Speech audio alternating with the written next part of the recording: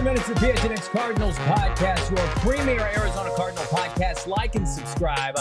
Leave us a 5-star wherever you get your programming. It's training camp for the Cards, day 3. I'm Johnny Venerable, joined as always, co-host Brack, Damon, Dawg, producer extraordinaire behind the mic. We apologize. About 15 minutes late today for your boys as we were scrambling back to downtown Phoenix. We were in Glendale today. We were out there. We were full squad at State Farm Stadium as the Arizona Cardinals were back on the practice field. And after a high-tempo day yesterday, Johnny, I was expecting things to maybe slow down again. Yeah. But Jonathan Gannon ratcheted up the intensity today. You saw some battles out there. Looked like they had a few pads on, not full pad day, but saw some big-time plays from both sides of the football. Yeah, what's up, everybody in the chat? Jessica, Merv, DD, Gatorade Man, Ken Weber, tons of super chats. Good stuff already on the program. Drop a like on this video. Subscribe to PHNX Sports here on YouTube and become a diehard. Go PHNX.com. We've got so much insight, so many sounds from camp today, some footage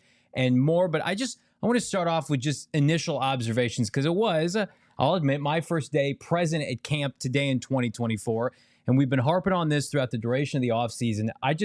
I feel like this team, from a size, length, athleticism, physicality standpoint, night and day from last year. We'll get the bite later in the show, but I asked Jonathan Gannon, I'm like, hey man, can you tell the difference? Can you tell the difference with like your defensive tackle group?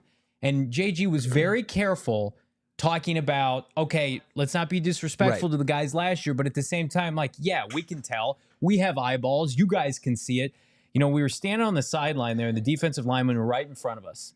And there's Darius Robinson, there's Justin Jones, and you knew on certain Sundays last year, this team didn't have a chance because they didn't have players of that caliber. Right. No, it was they have to be the professional ones because we're not, right? No, big time anti-professionals. We look at the defensive line group from 2023 and, we're the worst. We're horrified. Horrible people. Yeah. And it showed as far as the play is concerned. And I think that that was one of the biggest reasons why they struggled, especially down the stretch on that side of the football. And it was obviously an emphasis as far as this offseason, right? And upgrading. And you mentioned those upgrades in the form of free agency and a first-round pick, 27th overall Darius Robinson, who we heard from yesterday. And like this team had never been, for the longest time, the team that would intimidate you getting off the bus, right? The old high school get off the bus cliche, or where you're shaking in your cleats because you just saw the Monstars walk off the big yellow school bus. And I think the Arizona Cardinals are quickly getting up to speed and becoming a very intimidating team. And I think that is also showing up as far as the competition on the field. Like you're just seeing physical specimens out there battle. Yeah, it just, to me, there's a reason why nobody's on the PUP list. There's a reason why nobody's injured right now, because everybody took care of business in the offseason. And a lot of that's luck, but a lot of that is the culture and the foundation this team has laid. But at the same time, the intensity and the physicality of this camp, I encourage everybody, open practice on Monday, open practices next week, and en route to the red and white scrimmage next Saturday. Go watch this team and see for yourself, because it is night and day. Like, I can't tell you and sit here and, proclaim that they're going to make the postseason. They're going to win 10, 11, 12 games. But if you watch this team and the caliber of athletes that are on this team, and specifically under 30 years old that are in their prime or entering their prime, it gets you fired up to be an Arizona Cardinal fan. Like, we know the names, right? And we'll talk about Marvin and Trey McBride and James Conner, et cetera. But it's some of these guys that we're going to highlight today, like Sean Murphy-Bunting had an exceptional practice, right? Looks the part. Justin Jones is a mammoth of a human being. The caliber of free agents that they brought in, they were not asked to be saviors. This is not Christian Wilkins coming in here with $100+ million guaranteed. Hey, go and save our defensive line. These are just chess pieces, right? These are complementary pieces, if you will. And man, are they helping this defense really kind of round out? Yeah, and it's necessary. I mean, it had to upgrade because we saw kind of the momentum. Does it exist? Perhaps, Perhaps, after earlier in training camp, Jonathan Gannon, his thesis, and obviously the in-depth combo that we had earlier this week. But, I'll say the momentum that this offense was kind of riding going into the offseason. Yeah. I mean, you saw it as far as it was trending in the right direction. You saw Kyler Murray start to pick up on the concepts and get into rhythm as a passer and develop a rapport with his playmakers. And that's very real. From Trey McBride to Michael Wilson to handing the ball off to James Conner, throwing the ball to him out of the backfield. And then seeing the upgrades on that offensive side and finding some guys to fill some roles that they didn't have filled, in 2023 season. So you saw that with the offense. And it's like, okay, how can you match that defensively? Yes. And you had to start to chip away at that. It's daunting, right? Because where you started, it's like you got Jaylen Thompson, you got Budda Baker, you know what you've got with Kazir White. You like a first year out of Garrett Williams. You liked somebody that stepped up as a draft class member in Dante Stills.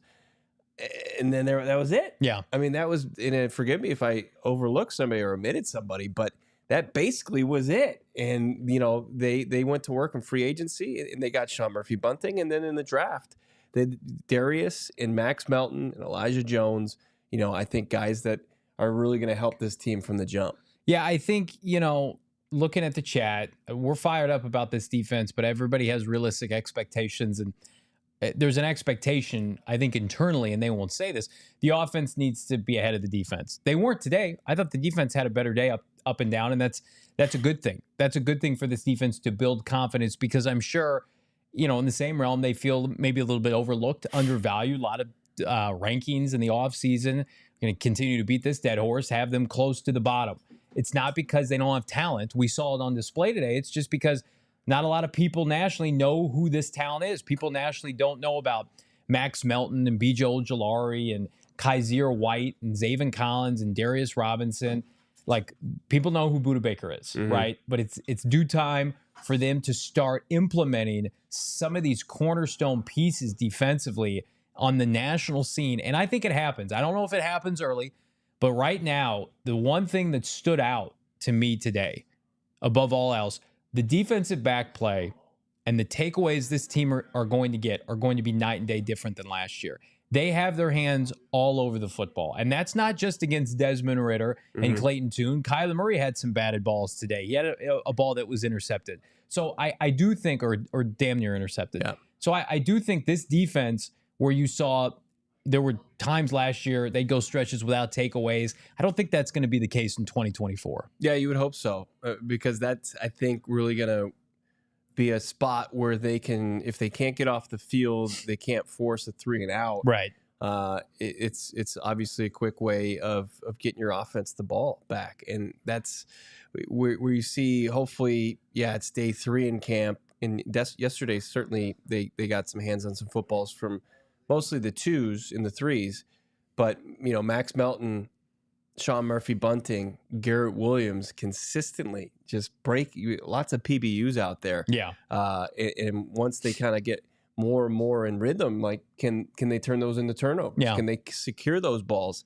Obviously, there's a reason they're DBs over wide receivers. If they could secure those balls, they're probably playing on the other side of the football. But these are guys that this organization has identified through scouting, through Monty Ossenfort, that's going to fit what Nick Rallis and Jonathan Gannon want to do defensively, and that's take the football away. Yeah, I think the Cardinals are going to steal possessions. And again, no one's expecting this defense to be all worldly. But you'd be naive to think it's not going to be dramatically better. Yeah. Like, the players are dramatically better.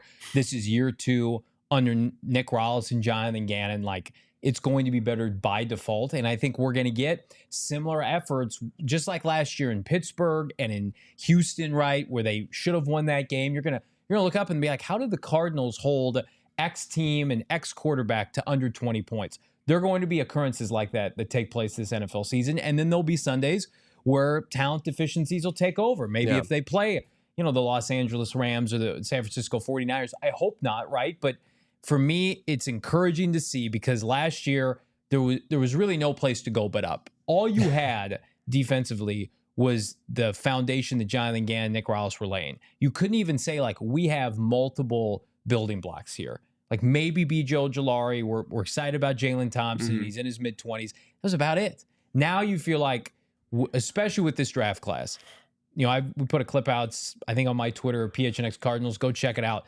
Darius Robinson looks like, I said on Twitter, looks like Superman the way he's cut up. And as impressive as Bilal Powell, or the Hulk, Bilal Nichols looks, or Justin Jones, both free agents, Darius Robinson is bigger than both of those men. And he's a young pup out of the University of Missouri. He's got a ton of good football ahead of him. So they have so many pieces. Dante Stills, as you mentioned, Bo, they're going to deploy on the defensive line. And are some of them unproven? Absolutely. But again, you know what you are going to get from a Monty Ossenfort draft pick. They love football. They have a high floor.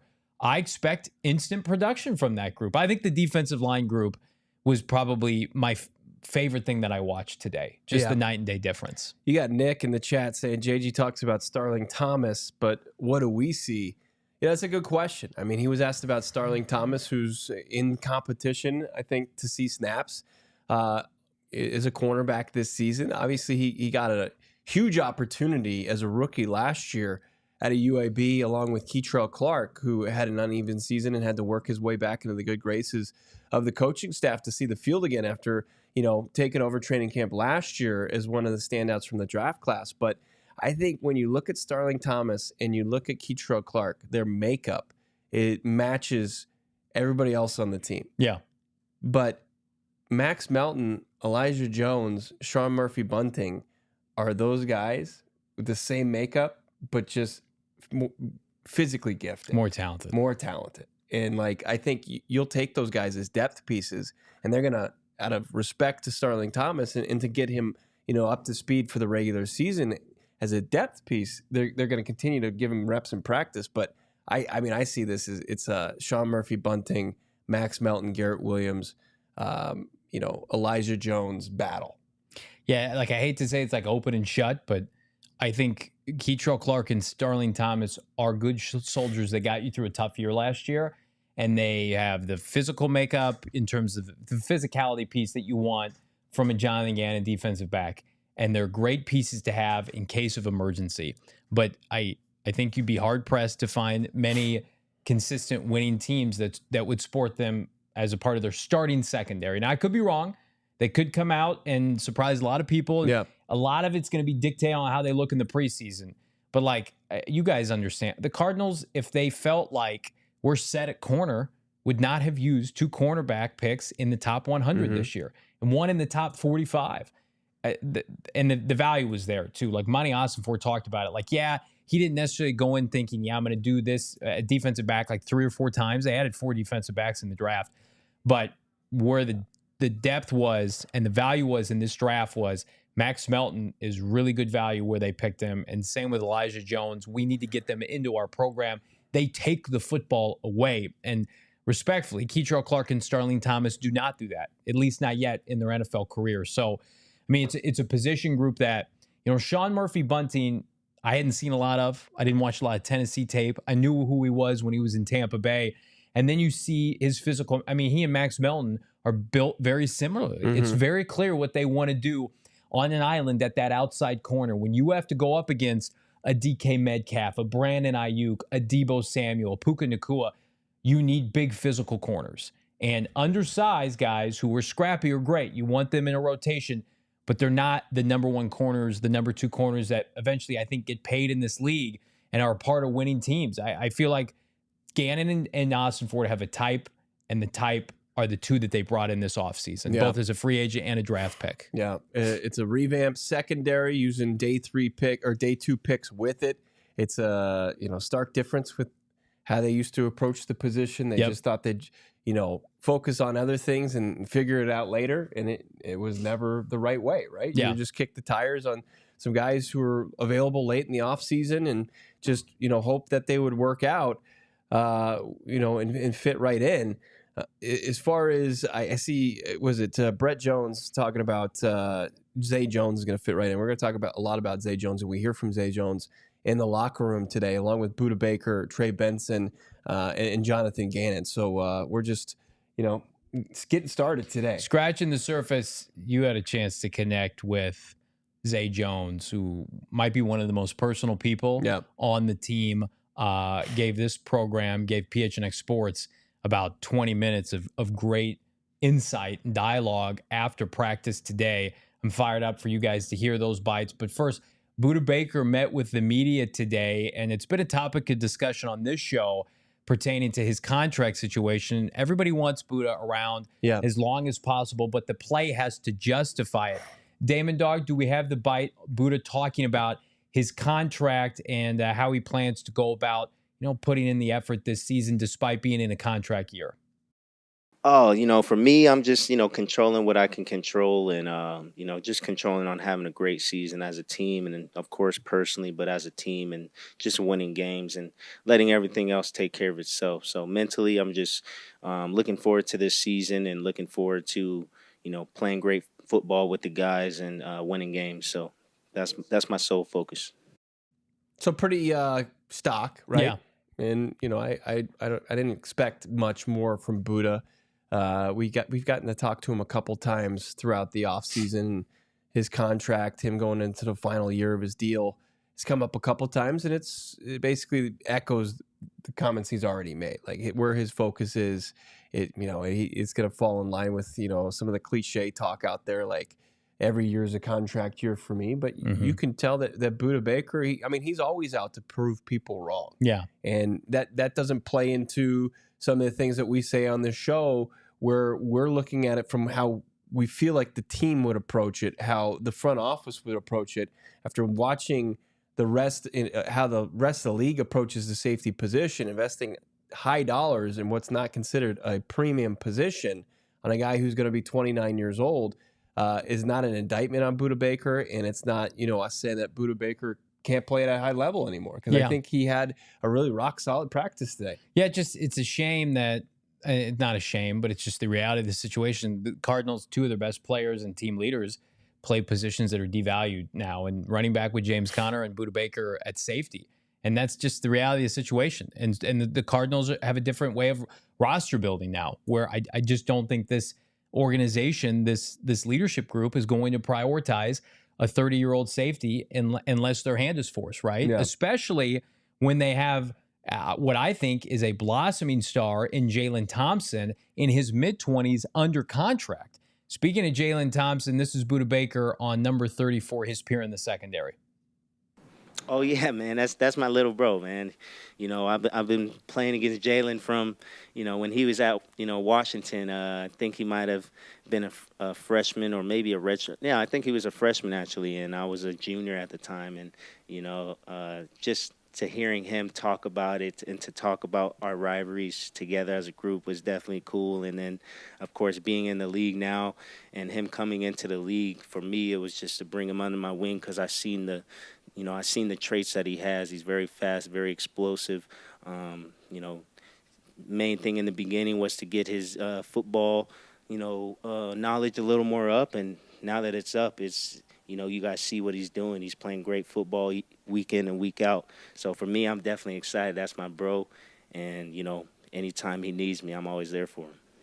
I think it's ultimately just because, he's having the personal accolade, the personal stats and stuff, but, we're not kind of winning. And at the time, we weren't really winning. So, people kind of just overlooked that. But, I will say each and every game during after the game, the coaches are always, coming up to me and coming up to JT and just telling them how great of a player he is. And, JT doesn't care. I don't care.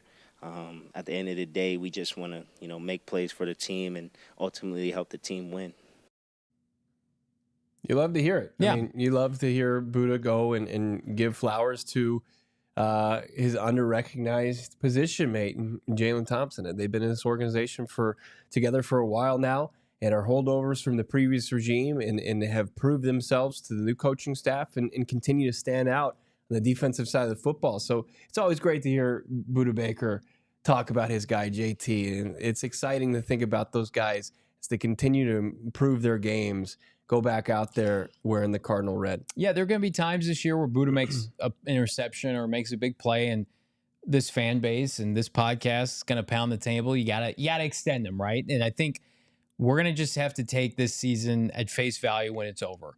And we're going to be here in January, February, and that's the time those discussions are going to be had or not, whether or not Buddha Baker is playing his last season as an Arizona Cardinal. So I'm ready for the ride. I'm ready to see how he does in year 200 JG. He wasn't healthy parts of last year, had an injury that hampered him. So again, that duo incredibly slept on. I'm going to tell you what's being slept on with our friends at Bet365. So Darius Robinson mentioned yesterday, Bo, that his aspiration this year is to win Defensive Rookie of the Year. Does anybody know what the odds are? I checked earlier today, so I cheated. The odds for Darius Robinson to win Defensive Rookie of the Year in the NFL.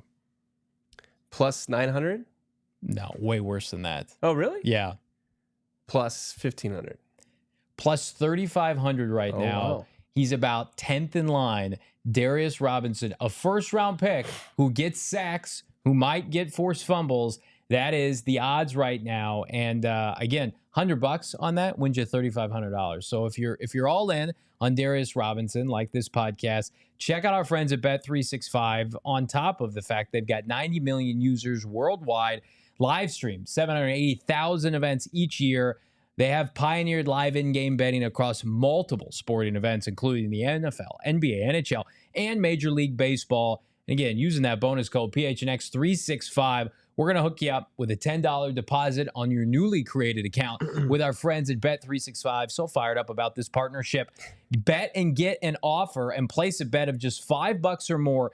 You're going to get 150 bonus bets, no questions asked. Again, put $5 on anything you want, 150 in bonus bets after the fact. You're good to go. Or, and a lot of people have been deferring to this, and I respect it because you can go big here.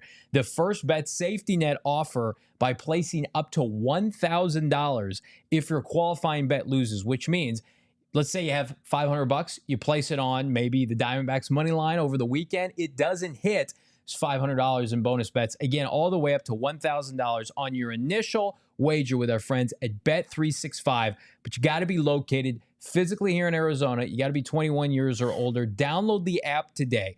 Use that bonus code PHNX, Bet365. If you or someone you know has a gambling problem, you want some help, call 1-800-NEXT-STEP.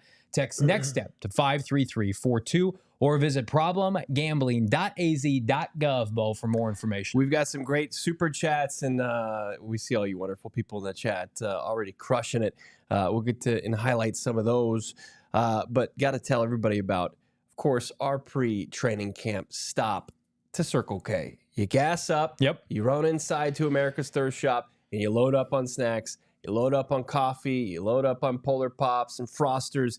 It's the only place in the Valley that you can get everything you need, your one-stop shop for your day to get it done. It's your ultimate pregame to each and every workday or weekend. Save 25 cents per gallon on your first 5 fill-ups if you become a member of the Inner Circle. Free membership program that Circle K has launched. It's not just savings on gas, which will become 3 cents per gallon going forward after the 5 fill-ups that you get at 25 cents per gallon, off 25 cents per gallon on your first 5 fill-ups. But also, you get deals every single day on all the great snacks that they have at America's Thirst Shop. Enjoy your membership. Exclusive beverage deal, 79 cents for any Polar Pop or Froster through September 3rd at any Arizona location.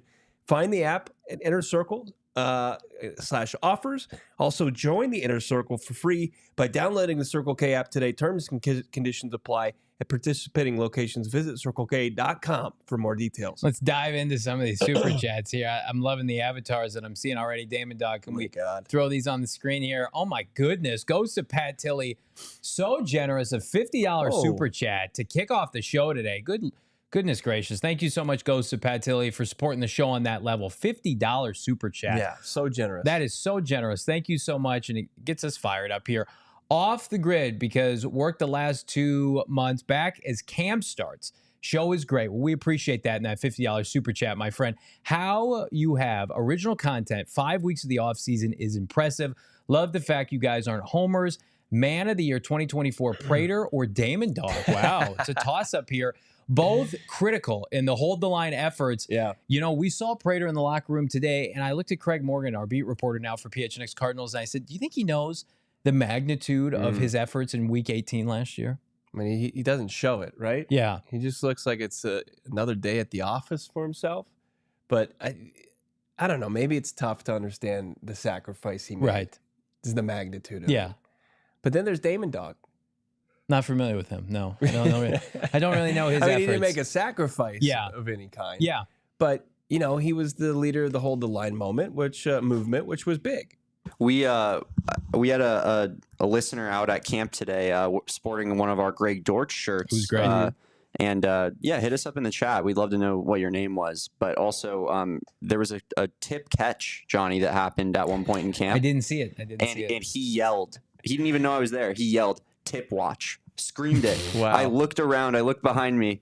And I just pointed at him. It was a beautiful moment. It's better than just the tip, which is usually yelled on the show after we talk about Tip Raymond. But tip watch. I didn't see. You won't even acknowledge that he just made a catch? I didn't even see it. I'll be honest with you. He made a couple of them, lumbering around. Highlight reel were they catches. during teams or like individual when he was running around? He made maybe one during team.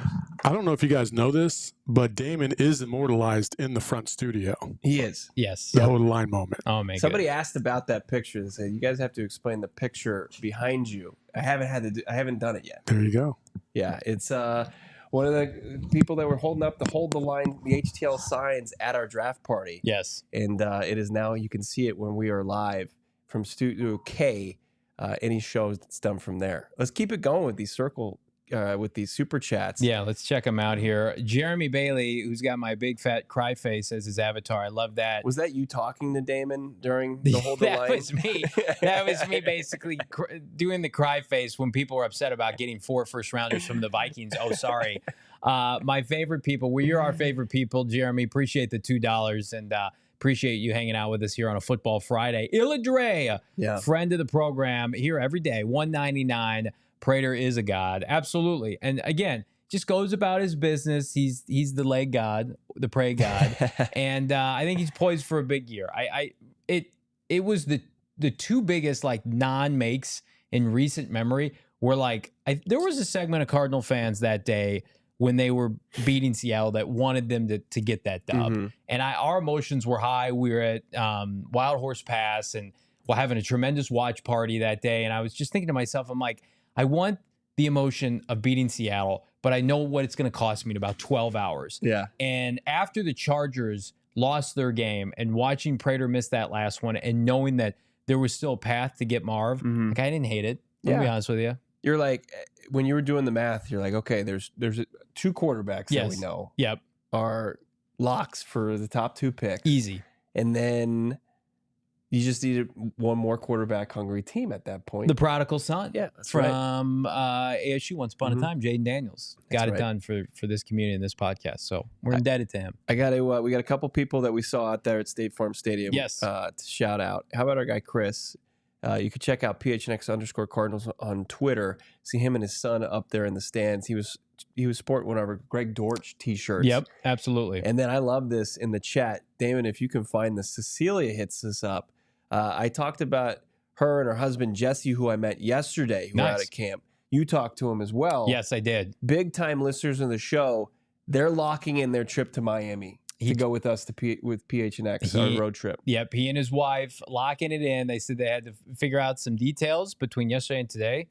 Apparently, those details went very well. We're excited to have them because I'm going to tell you right now, when you look at these packages from our friends at True Fan Travel, you're not going to find a cheaper package to get you and your loved ones to South Beach to watch the Arizona Cardinals take on the Miami Dolphins. So, yeah, they told me the same thing. Pulled me off to the side, and they were like, we'll see you in Miami. I'm like, hell yeah. Outside of watching Marvin Harrison Jr. climb the ladder for a jump ball today, that was the best thing I saw today. It's getting confirmation on that trip. Well, I think actually the best thing I saw today was Zay Jones' one-handed catch. That was pretty good. Yeah. Zay Jones quietly taking over the first couple of days of training camp as probably one of the best free agent signings for this team.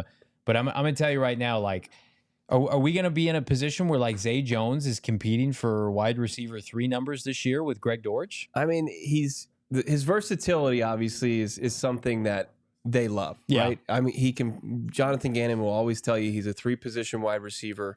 He's got time playing outside. He's got time playing in the slot. He can play X, he can play Z, he can play in the slot. He doesn't look old, but he's a vet. He's been around the league. He's a guy that's nearly had a 1,000-yard receiving season for Jacksonville. And, you know, he is a wealth of knowledge. Yeah. When you're trying to, you know, you get insight. Like, the cool thing about it is hearing sometimes a newcomer's perspective who was an outsider at one point. And Zay Jones gave us some really incredible insight. You know, you talk about Craig Morgan, who's our beat reporter, just trying to get more up to speed as far as these players, and went and introduced himself to Zay, and Zay was just talked about so many different subjects, but we got to talking about, you know, this wide receiver room, and this is what Zay had to say. I know, and again, it's early. I don't expect you to have complete answers at this point. No, it's okay. I could talk to you guys all day, honestly, but I'm gonna be honest, I didn't know who Michael Wilson, until I got here. Okay. And then I started seeing him play, and he is incredibly talented. He is one of the most fundamentally sound, technical sound, hardworking, physical, fast, aggressive receivers, and I'm like, this kid can really play football. So that was a hidden gem, at least for me, just to see him. And then obviously I hear the name of Marv, and I see this rookie that has so much poise, so humble, respects everybody in the room, works hard, is probably the first one on the field as far as the receivers go, cares, takes care of his body at such a young age. I'm like, this guy is a veteran beyond his years. So, like, just super impressed with him. And then Greg Dortch, his leadership, the way he speaks to the team, the passion that he plays with, his quick twitch, his first step, his ability to track the ball and catch the ball. Like, there are guys in this room that I feel like are just really talented that probably don't get enough respect or credit as they deserve. And, you know, that's earned. You know, you got to go out and win games and prove it, but no one just slips into an NFL locker room and can play any position. You know, there's guys in this locker room that I have a tremendous amount of respect for. I mean, kind of given the feel that most kind of like the national media gets, and then seeing these guys go to work, and admitting, hey, I didn't know who Michael Wilson was, but my God, like, join the club. He's a technician. Like, he's as physically gifted as they come, does everything that you need top wide receivers to do, and then also is a wealth of knowledge as far as getting you up to speed as far as the playbook. You know, Marv, he's the first guy out there again. Even he's the youngest guy of the group outside of his rookie class members. I mean, that's got to be exciting. Yeah, I think I underestimated the impact that Zay Jones might have on this team in 2024. And it's early, and I'm not one to run to conclusions. I am from a small sample size. But there were reports, you reported it yesterday, Zay Jones caught everything in practice yesterday. And today he made some acrobatic catches. We've got one right now on our Twitter. He goes up and gets a football one-handed. I mean, he's had a great start to training camp. Mm-hmm. And I also think you couple that with, and you know, we've got this. We had an opportunity to hear Zay talk about, you know, the process of going through free agency and how the Cardinals were in on him from the start, and the fact that he came to Arizona because he was confident what this team is going to be able to do. You couple that with the fact that Greg Dortch is going to have a lot on his plate this year. Mm-hmm. He's going to be returning kicks or punts. He's going to have an opportunity to play in the slot. And then he's also, and we saw today, and we'll get to this, playing running back in the same role that Rondale Moore had last year.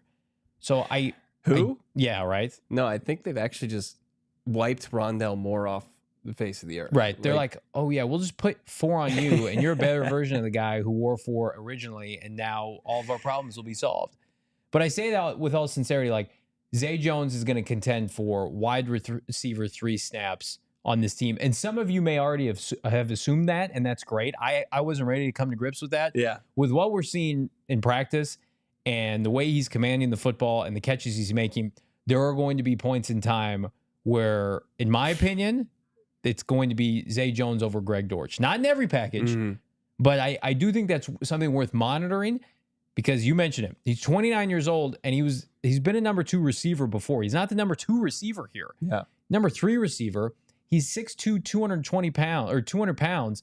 When they go in the red zone, when they're inside the 20, they want big receivers to help Kyler Murray, and he fits that build. Yeah, he does. It's just great depth. It's fantastic depth. It is. It's going to be tantalizing, I think, for Petzing and his position coach to keep him back. But it's the NFL. Opportunities arise all the time. It's inevitable, whether it's injuries or production or whatever it might be. Like we expect them to continue to give Greg Dortch the role that he's earned. Yes. But I think that Zay Jones is, in a way, like inevitable, right? He's going to see time. He's going to see time.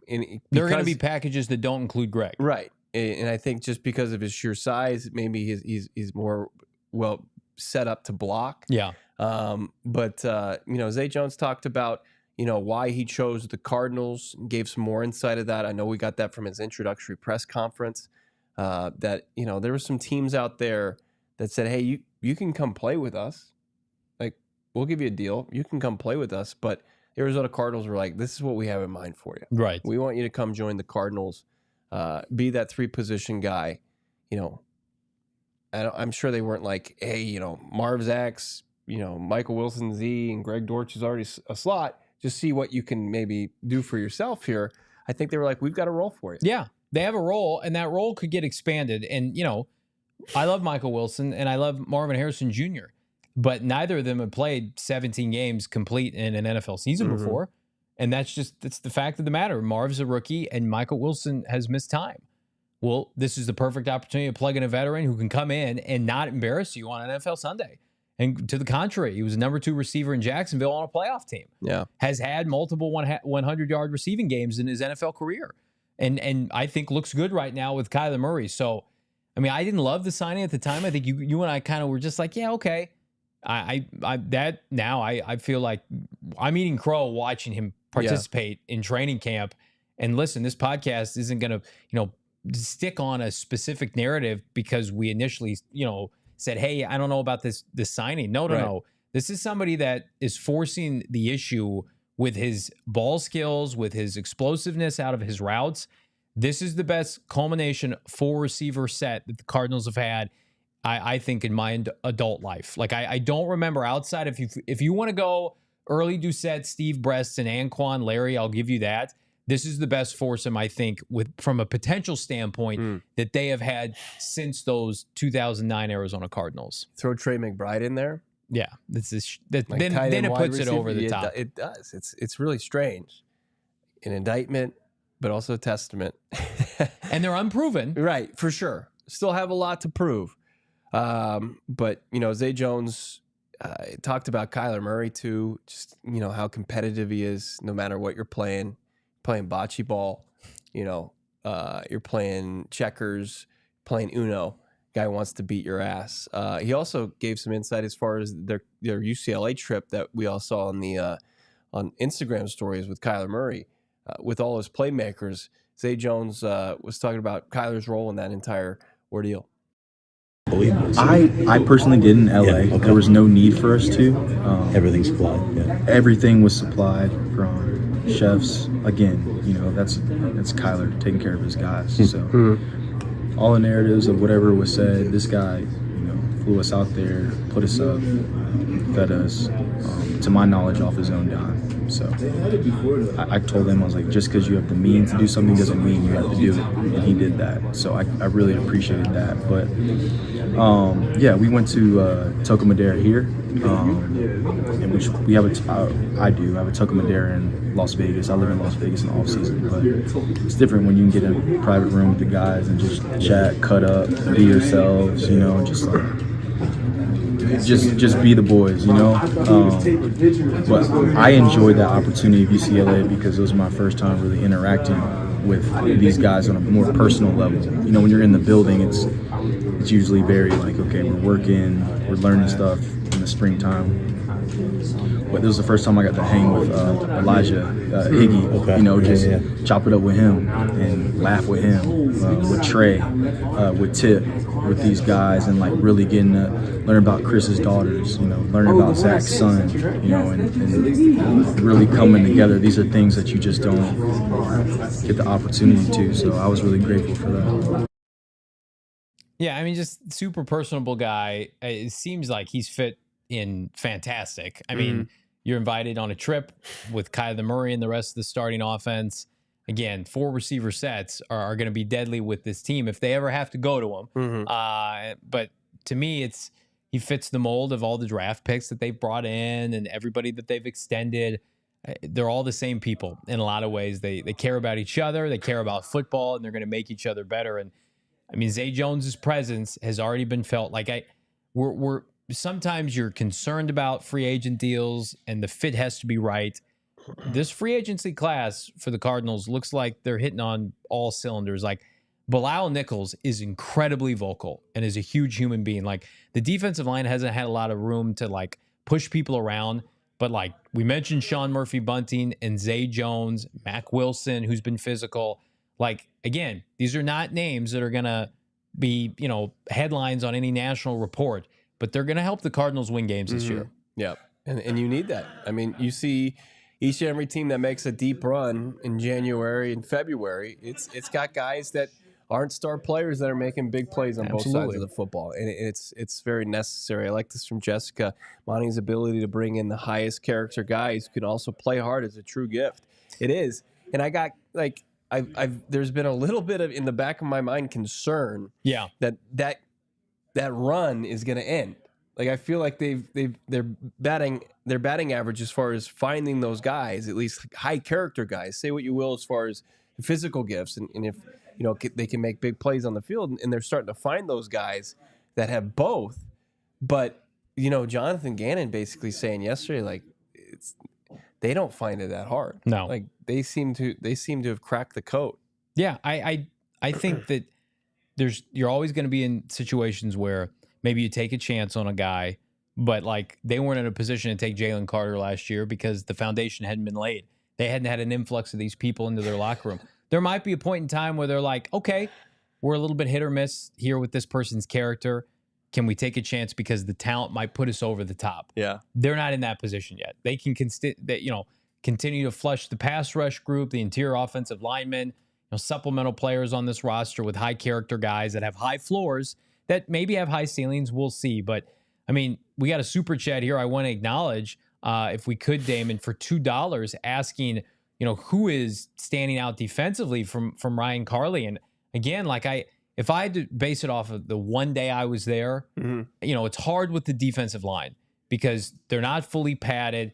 They're not playing to the ground, right? They're letting the offense kind of get theirs. So I'm inclined to look to the secondary. I think Max Melton, to me, like looks the part of a future number 1 corner in this league. And then everything that you had reported yesterday and that we had seen at times during rookie minicamp, Max Melton to me is, we were a little bit, I don't know if we were underwhelmed when they took him or just like, oh yeah, Cooper DeJean and Kool-Aid. I mean, like if he's on this trajectory, this is somebody that's going to have a long career in Arizona, and he's just getting started. Yeah, the inside linebackers he asked about, it's that is actually one of the few position groups that's held down by veteran players. Yeah. They signed Mac Wilson to couple up with Kazir White, who what we learned about Kazir White was he was going to be, the leader of this defense, the guy that kind of came with JG from Philadelphia to be the coach on the field. And then we saw some big plays from Kazir. Those guys, I think, are set. Like Chris Barnes still in the mix. Hopefully Owen Papo makes a jump. But, defensive line, I think that once the full pads go on, that's when we learn a whole lot about this revamped unit. Absolutely. We want you to learn more about us. You can do that at gophnx.com. Craig Morgan, who is our newest beat reporter, has been an absolute madman. I'm looking on the site right now, upwards of 4 or 5 articles in the last 4 or 5 days. The best content from a written perspective you're going to find about this team is available in one spot, gophnx.com. We joke, and have tongue-in-cheek, like you can find a lot of the same content, a lot of different places. Craig Morgan is grinding his butt off in the locker room, on the field, asking the tough questions. And we're very proud to have him a part of this beat this year and hopefully beyond. And if you want to get to the tippy top of the iceberg with what we do here at PHNX Sports, how about become a diehard at gophnx.com, pick up a free hat and or shirt, shop the number 18 collection. You still can't get a Marv jersey or a Marv piece of merch, but we had our junior reporter find that out for us. We did. Yeah, absolutely. But here's what you can do. Yeah. You can shop the number 18 collection at gophnx.com, the merchandise locker. I was hoping to see some number 18 merch at State Farm Stadium. I did not. But there's still time. There it is. The new releases, the math tee, 1 + 18 = 6. Maserati Marv, rep our own Shane Diefenbach today. And then, of course, the best shirt we've ever done, the MHJT, and all black with a celebratory tutty coming to a State Farm Stadium near you. The number 18 collection. Get it now. Become a diehard. Pick one for free. Talk about getting to know this team, getting to know this show. People actually know so much about this show. Mr. Fat Gangster saying, anybody remember when Johnny wore football pants in studio? Yeah. Pepperidge Farm rumors. I have no issue with that. I just had to, Mr. Fat Gangster, I just had to donate them. My wife was like, these are an abomination. Get them out of my house. So those went to the Goodwill. But wearing those that year for post-game shows, the tailgate, probably led to this team imploding. So I take full accountability for that. And then were we taking flack, Damon, Dawg, you and I, about Johnny's treatment yesterday for our field trip? I realized, I saw in the Discord that my video didn't go through that showed you and I both at the theater with Johnny going into the movie. That's a shame. I'm sorry. Were we not on time for the movie? Did we not see all of the previews? Saw every single What one about the pre-previews with me in the lobby having beverages, having appetizers, sitting myself like I'm fucking Steven Glansberg, and I'm avoiding spoilers at the theater, and these schmucks are supposed to be there. We had talked about a tentative time of 7:15. The show time was 8 o'clock. I got us tickets, courtesy of your boy, at a nice theater. This isn't, slapdick theater down the street. This is a nice theater where there's a bar, there's appetizers, right? Good vibes. I get there a little bit early, maybe too early, at about 7:05. I go up, get myself a beverage, and I'm like, I can't wait. I'm hoping, my heart's racing, that my peers are going to walk in. They're going to be the very next people through that door.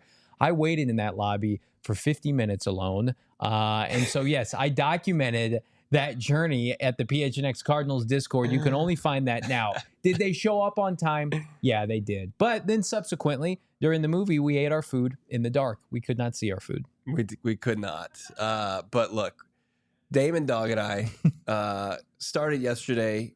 We met each other in the State Farm Stadium parking lot, greeted each other, and then proceeded to grind content. Oh, don't talk to me about nonstop, grinding. Damon, wasn't that how it went yesterday?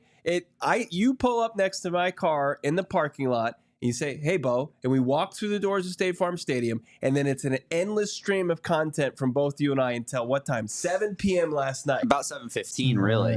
I mean, that's Johnny's mad that we were producing content, churning it out like the well-oiled machine that is the PHNX Cardinals podcast. I'm sorry. I listen. Don't talk to me about grinding. I've sat in the seat and done a 6-hour draft show. I don't want to hear about grinding. Okay, we had an agreement about when we were gonna hang it up. I think just as important as grinding, you got to know when to stop.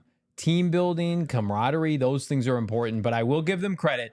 No way in hell when you sent me that text that said leaving the studio now and my heart sank, did I think you were getting there for the movie on time? No chance.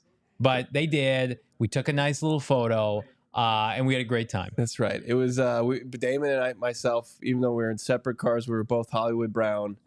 At least 126 down the 60 out to the East Valley. Well, I told you, this is a little inside baseball here. I told Johnny this. I didn't even talk to you about this, Bo. So I beat you there, but you left before I did. So you texted you were Hollywood Brown on the freeway, and I told Johnny that must make me Max Verstappen because I cooked Bo on the way in. Yeah, here's a little detail you forgot.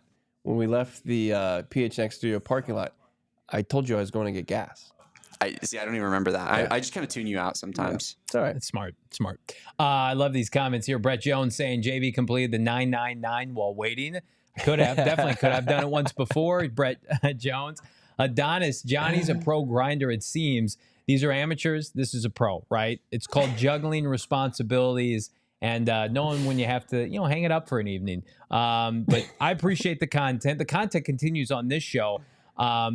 In all seriousness, Jonathan Gannon met with the media, Bo, first thing this morning, before practice today, answered a ton of questions, and I specifically wanted to ask him about the defensive line class, the defensive line group in particular, because of the strides that they've made, the infusion of talent that they brought in. Is it, because it's obvious to me as just your average fanboy on the sideline there, is it obvious to Jonathan Gannon when he watches practice? Here's JG on the defensive line group. Yeah, begrudgingly, here it is. Yeah, it's a good question, Johnny. I think I told D when we got off the field yesterday, I said D-line came to play today. They the people that we've added and the people that were here last year, like, let's not forget about Dante and Roy, but, KT, rookie, as I call him, Bilal and JJ, they all have a certain attitude, swagger, different skill set. LJ coming back. It's a good room. It's a highly competitive room, but I just feel like the new pieces added, I think, elevated the mindset of what needs to get done with that group for the defense and the team to have success. Yeah, it is a good day for your boy when the head ball coach acknowledges that my questions, unlike Bo's, which aren't even in the program, are in fact good questions. Can't even remember what Bo asked. So quickly dismissed by JG. What are your thoughts on his response? His 7-minute response on my good question, Bo. It makes me. I'm disgusted. Good, I wanted. good, it was good. the final question of the press conference, and thank God, because I almost walked out. I almost stormed out. I was Tom DeLonge gif. I was like, "What the f is going on?" When he said, "Good question, Johnny." Yeah. Yeah, I mean, listen, I'd been holstering that one. Yeah. And I had thought it out, and it's just great to be recognized by the head man. But in all seriousness, I did, when you were asking the question, I'm like, oh, I'm glad Johnny's getting a question in, Oh, don't act like I'm some charity case. It was like a Make-A-Wish thing, like a fan could ask. Jesus Christ. Hang on a second, because I'm just going to be real with everybody, and you can probably tell by some of Gannon's answers that he has to put together. Yeah. Not all media questions are good questions, are good, warranted questions that mostly your co-host here has to endure. So I wanted to be able to say, you know what? If I'm going to ask a question my first day back at camp, it's going to resonate, and it did, thankfully, with the head coach. I'm not there to check a box, right? Yeah. If I don't have a question that's worth asking, I'm not going to ask it. And I would say some of the other members of the media need to follow suit. Not all these questions need to be asked. I'm sitting right here, dude. No, you have good questions. Bo Brock asked how much was Kyler Murray going to play in the preseason? And Jonathan Gannon gave a non-answer because it's strategic and he should, but that's a question that should be asked. Right. And with one home preseason game, it's week 1 of the preseason. Yeah. Are we going to see Kyler play at State Farm Stadium before the regular season? Someone had to be the sacrificial lamb to ask it. Yeah. We knew we probably weren't getting a good answer out of it, but Bo, you did your duty. Yeah. Johnny, I mean, he wanted the glory. That's why he asked the question that he asked. He wanted all the glory. It's been a great day. Are we talking about Kyler Murray? I think Kyler Murray is going to play a possession to start the preseason. I think he'll play preseason game 1. I think there's an itch to play him in the first 2 games. He did not play it all last year until the second half of the season.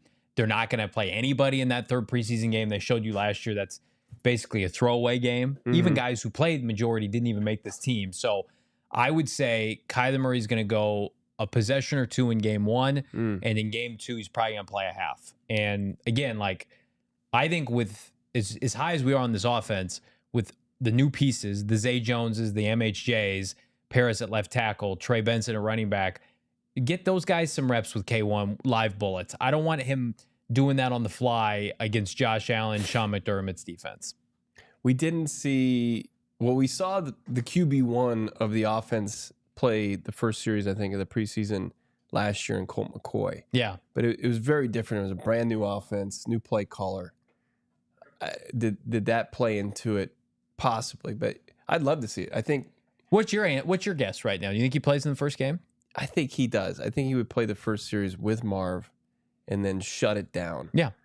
And I think but that would then be you enough. got week 2 of the preseason, or technically week 3, against Indy, and you're going to be coming off of that joint practice. Is that still your main dress rehearsal for the regular season? I think so. Yeah? Even after joint practice? There's a big break between that game and the start of the regular season with Labor Day squished in there. I just feel like, I mean, the game against Buffalo, in my opinion, is very winnable for this team. People are going to scoff at that. That number, by the way, that started at 7.5.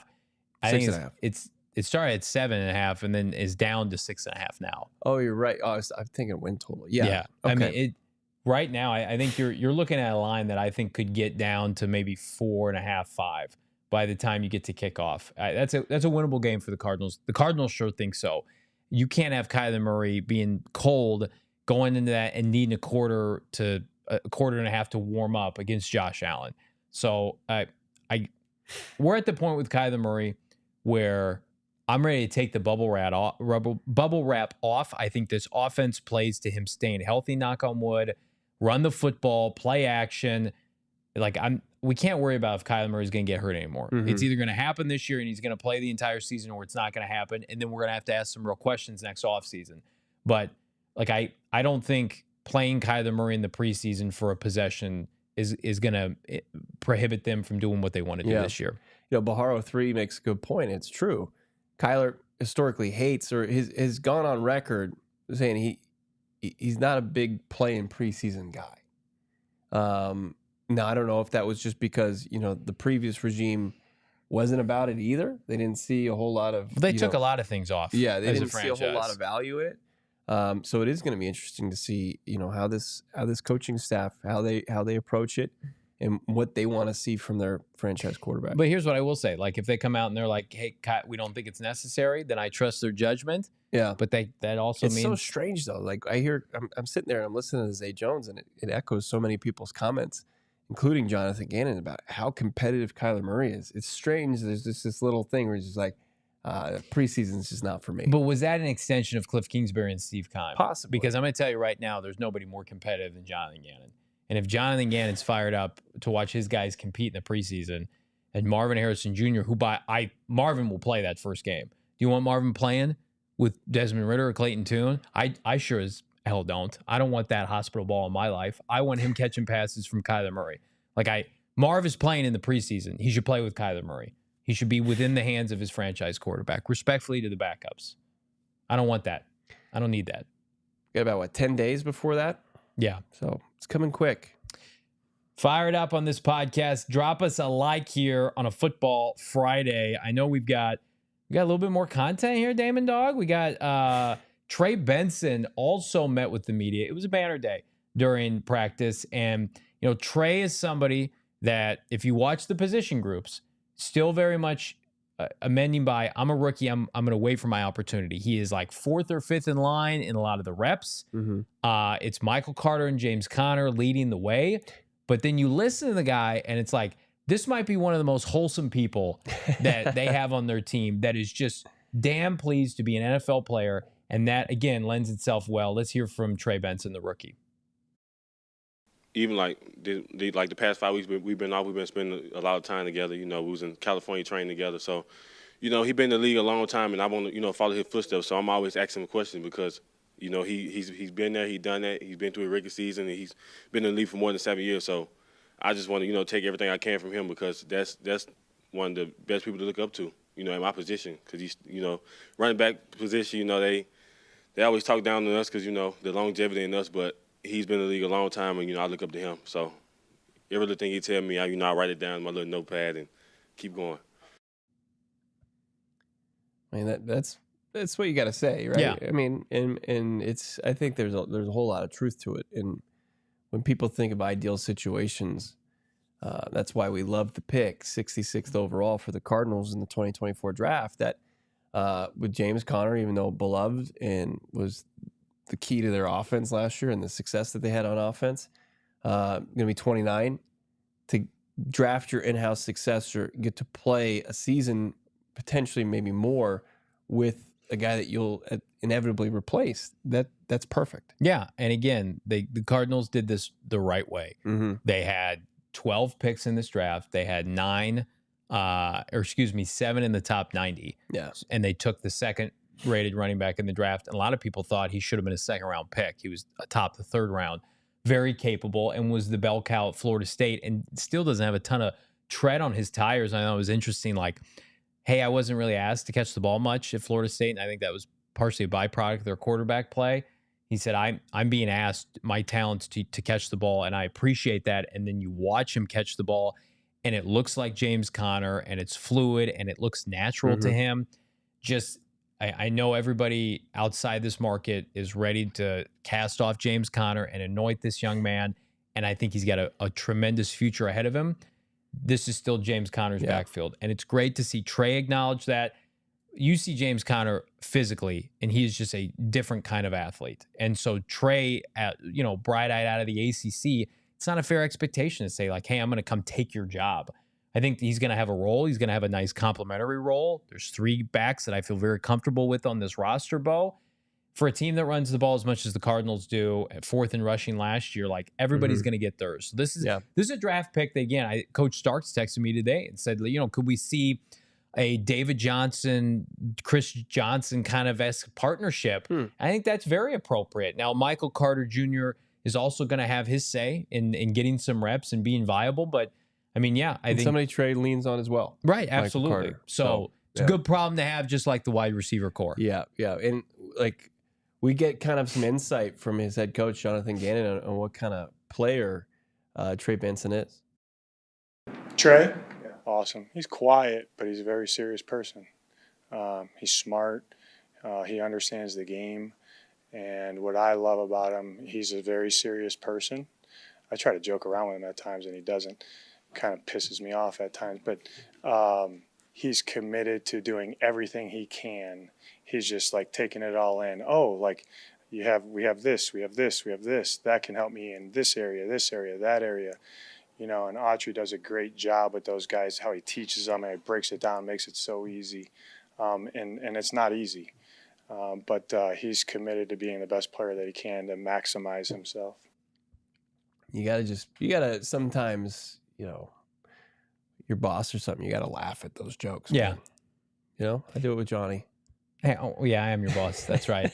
Let's get to some of these super chats if we could, Dan. We got any more in the holster here? How about Richard? I just want to say real quick, I feel like you sense a theme a little bit with, like, every rookie. I feel like you could just copy paste what Gannon says about every single one of them when he talks about personality. Like, it's very clear that from a personality standpoint, they have a clear focus of what they're targeting. Well, I like that he's so serious and so locked in, and he's only locked in on, the things that he can control and what his role is.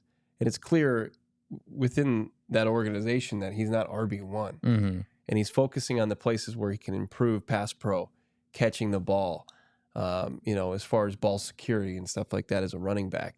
So for him to be that serious just about, they talk about the details, already locked in and focusing on that instead of, these other things down the road opportunities that he was probably going to get with this organization.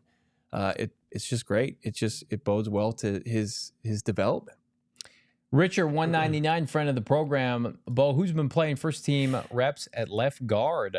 Still Evan Brown as of today? Still Evan Brown. We saw Elijah Wilkinson even kick out, play a little tackle today. It's interesting. Yeah. So, I think it's Evan Brown. We'll get a glimpse. We've gotten a glimpse of Isaiah Adams as well, but it's just like those offensive linemen and those defensive linemen, we're going to learn a lot, like, once those full pads go on. I thought it also was interesting with that group. John Gaines looks pretty good moving around. So I know he's in an uphill battle to make the team after missing last year. To me, he doesn't look out of shape, doesn't look sloppy with the way he's carrying his weight. And so good on him. Coming back from that injury is tough, missing your rookie year, but he's out there competing. And who knows, like Elijah Wilkinson playing tackle, does that open up an opportunity for John Gaines to come in and say, okay, I'm a rotational guard along with Isaiah Adams and some of these younger guys that they have. So then it becomes, okay, how many tackles is too many tackles? It's probably a conversation for another day. But offensive line, it really is going to be judged, certainly on practice reps, but joint practice in Indy, who's keeping the QB upright and how they look in the preseason, that's going to be one of the more competitive position drills or groups in the preseason, this depth on the offensive line. Let's think about roles on that offensive line. You've got the 5 starters, right? Yeah. Froholt center. You got Will Hernandez at right guard. It looks like Evan Brown at left guard, Paris at left tackle, and then Jonah Williams at right tackle. And then you think about, okay, who's the main swing at the tackle position? Right now it's Kelvin Beachum, and I think he's going to have a guy like Christian Jones, the 5th rounder out of Texas, nipping at his heels. And then you've got, who's your primary interior backup player? Yeah. Right? I think if anything were to happen to Froholt, I think Evan Brown can move inside, right? And he helps himself out already as a starter with his versatility. But, like, who's going to take over that? I think it's going to be up for grabs, like, your main interior backup, right? And then I think the next guy down the line on the depth chart has to be super versatile and can play multiple positions on the offensive line. So I think that's how it's working out. And it's like those position battles that are never going to get any love are going to be the most competitive because they've really raised the talent level as far as the floor goes with those positions. Yeah, I would say if Isaiah Adams is not your number one backup at guard, that's probably an indictment of him. Yeah. And hopefully that's not the case. So and then again, John Gaines hopefully makes this roster. We'll see. There's just a lot of moving parts, good problems to have because, again, Cardinals' offensive line was less talented last year and I think still exceeded expectations. So folks in the chat asking how Jonah Williams looks, it's hard to judge, again, because the pads aren't live and they're not expected to hold down Dennis Gardeck and Zaven and BJ for X amount of time. And plays usually go until Kyler Murray opts to rip the ball or not. So I would say, he looks the part and he keeps himself in good shape, very similar to Paris, who's cut up. But again, like Jonah Williams, to me, let's check back next week. Let's check back in preseason games 1 and 2. And then certainly, biggest litmus test is going to be Buffalo. Yep. Caboose, sad to hear this. He's planning to go to the training camp today, but his plane was delayed 11 hours. Oh, brutal. Couldn't get in until tonight. Training camp, how was it today? Encourage you to check out this entire episode. It's all about what went down at State Farm Stadium. Reminder, the Cardinals are off tomorrow, and then it's not a completely closed practice on Sunday, but it is only available to season ticket holders. Then I believe the open practices are back on Monday. Yeah, Monday, and then you've got Friday and Saturday of next week. And there might be an open practice on Tuesday too, I believe. So I have to check the team's website. But the red and white practice in particular, you want to watch this team, the 1s and 2s go against each other. Try to make it out to Glendale if you can a week from tomorrow to watch this team. Be great to see this fan base support a team that really has had an infusion of talent and youth on this roster.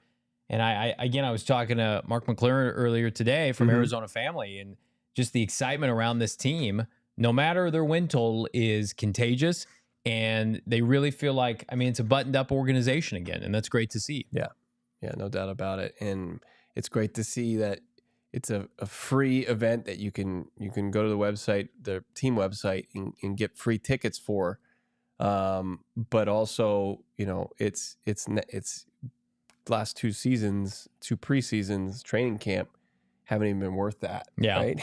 And now it is. Now I think the competition out there is worthy of your time to go spend out there. And it's like, hey, you get to go watch NFL players get ready for the regular season, where I think, the last couple seasons that might be questionable.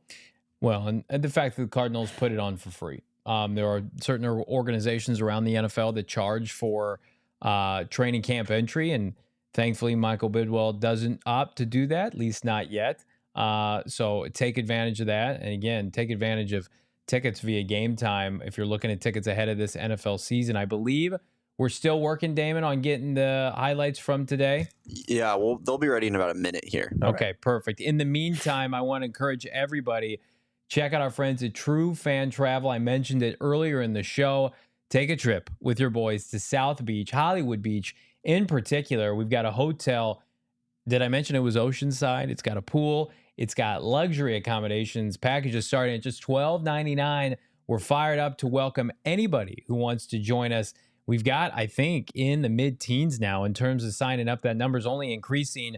October 25th through the 28th, we're talking booze cruise, alumni event, tailgating, and then, of course, premier tickets for the Arizona Cardinals, Kyler Murray and company taking on Tua and the Miami Dolphins. It is the best thing we've done, certainly the best road trip we have done here at PHNX Sports. And the great part is you helped us make this a trip to remember. We get to do more of these.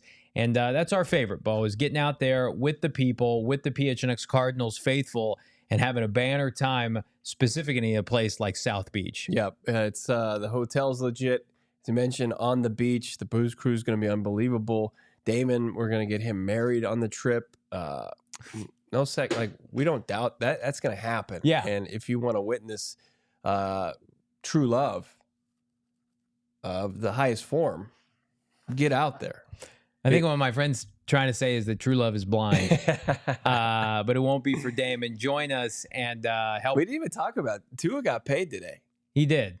Tua got the extension that everybody was expecting. I think Jordan Love's next, and then you think Dak gets paid before the season? I don't. I think they're kind of doing a 1 year Kirk Cousins and then see ya kind of scenario. Yeah. I feel like Dallas is. I think this show, we all believe that paying Tua is the right move. Yes, correct. What else are you doing? We would not take. Oh, we would take Murray over Tua. Damon, would you take Kyler over Tua? I like both of them a lot. Won't even admit it. He would though. I said when we did our Kyler discussion on Southwest Bias with me, you, and Eric, I did say I would take Kyler over him. I think that he has a little bit more dynamic ability than Tua does. Although, I mean, -- 1 offense in the league is pretty dynamic. Damon, here's what I'll say. I'll back you up here. If Kyler Murray doesn't complete the season healthy this year and Tua has another good year, the answer is Tua.